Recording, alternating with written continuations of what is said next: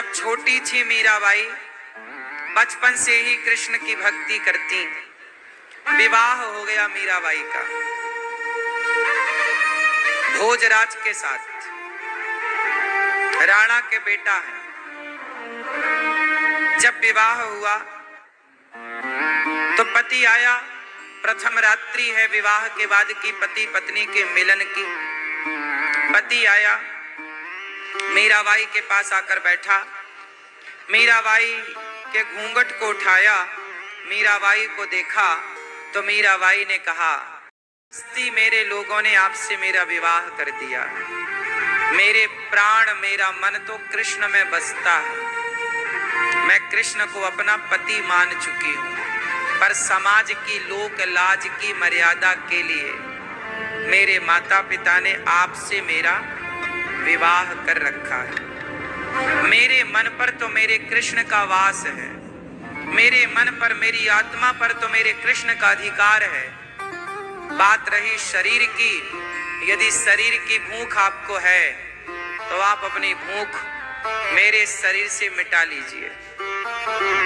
आपका कब्जा शरीर पर तो हो सकता है, मेरे मन मेरी आत्मा पर तो मेरे कृष्ण का कब्जा है। ये बात मीरा ने पहली रात्रि को, पहले मिलन में ही अपने पति को स्पष्ट कर दी। और मीराबाई के पति भी अच्छे थे, भोजराज बढ़िया थे, उन्होंने मीरा को बिल्कुल परेशान नहीं किया। मीरा की इच्छा के अनुसार उनके कमरे में मंदिर बनवाया, भगवान की पूजा आरती की व्यवस्था की, वो बढ़िया थे। पर जो सास थी, जो ससुर थे, मीराबाई संग कीर्तन में जाती, कथा में जाती तो ससुर को ऐतराज होता कि तू इतने बड़े घर की बहू है, तू वहां जाके सत्संग में बैठती है, सब लोग देखते हैं, अच्छा नहीं लगता। उस समय घूंघट पर्दा प्रथा कितनी ज्यादा थी। बोले तुम जाती हो, हमारे कुल का नाम खराब होता है। अब या तो कुल का नाम बचाए या तो कृष्ण से प्रेम करे। अब जैसे शराबी शराब के बिना कहाँ रह पाता है, गंजेड़ी गांजा के बिना कहाँ रह पाता है, जैसे शराब का नशा शराबी को शराब की ओर बढ़ाता है, ऐसे जब भक्ति का नशा लगता है तो कोई बिना सत्संग के रह ही नहीं सकता। आप सत्संग के बिना रह लेते हैं, इससे ये पता लगता है कि अभी भक्ति प्रवेश नहीं की अंदर। जिस दिन प्रवेश कर जाएगी भक्ति तो जैसे शराबी शराब के बिना नहीं रह पाता, काम ही नारी पियारी जिमी, लोभ ही के प्रिय दाम, तिमि रघुनाथ निरंतर प्रिय लाग्यो मोहि राम। जैसे कामी स्त्री के बिना नहीं रह सकता, लोभी धन के बिना नहीं रह सकता, ऐसे भक्त भगवान की कथा, भगवान के कीर्तन, भगवान के दर्शन के बिना रह ही नहीं सकता। और रह ले तो मीराबाई को जबरदस्ती रखा पर रुकी नहीं। सारी अपने सम्मान को मीराबाई ने छोड़ दिया कि नहीं? क्या सम्मान का उन्होंने कोई बोध रखा कि नहीं जी मेरा सम्मान बिगड़ेगा, मैं जाऊंगी? क्या उन्होंने अपमान से आहत हुई?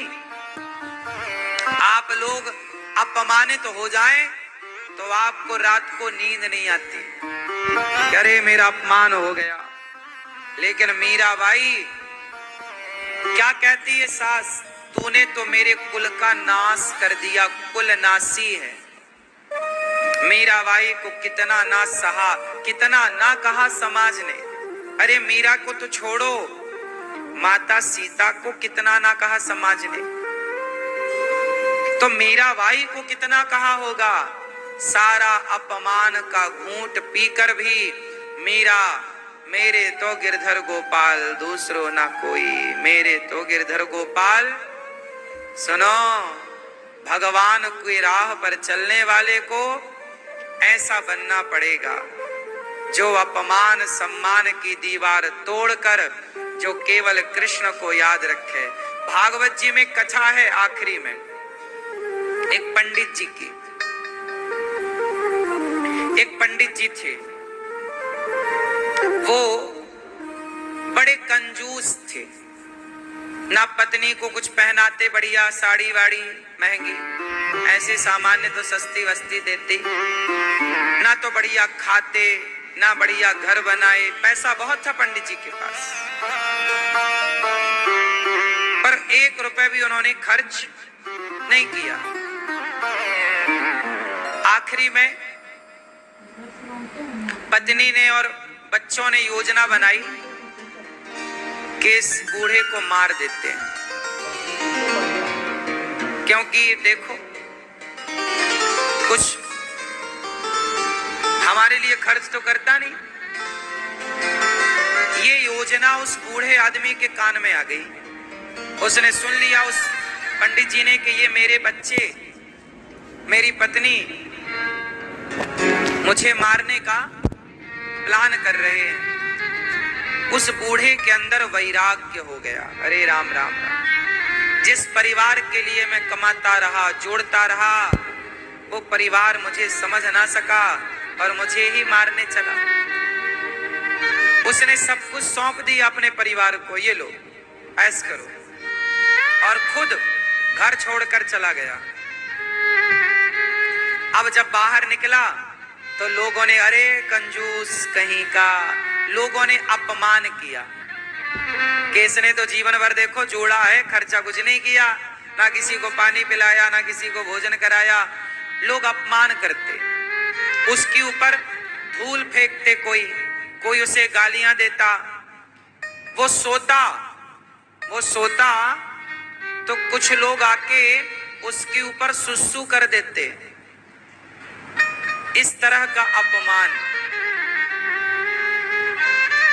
इस तरह का अनादर, लेकिन वो इस अनादर से बिल्कुल भी प्रभावित नहीं हुआ।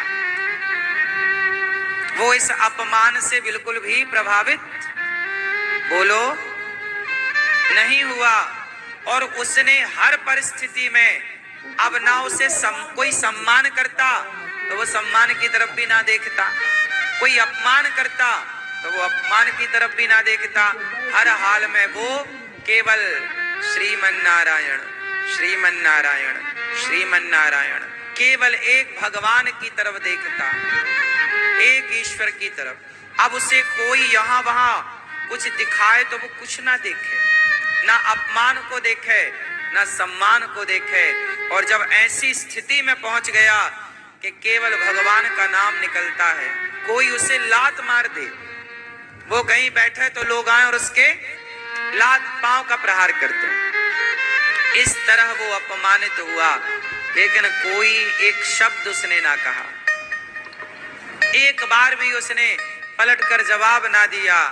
तब उसकी सहनशीलता पर, उसके नाम जप पर, उसकी सच्ची भक्ति पर भगवान प्रसन्न हो गए। वाह।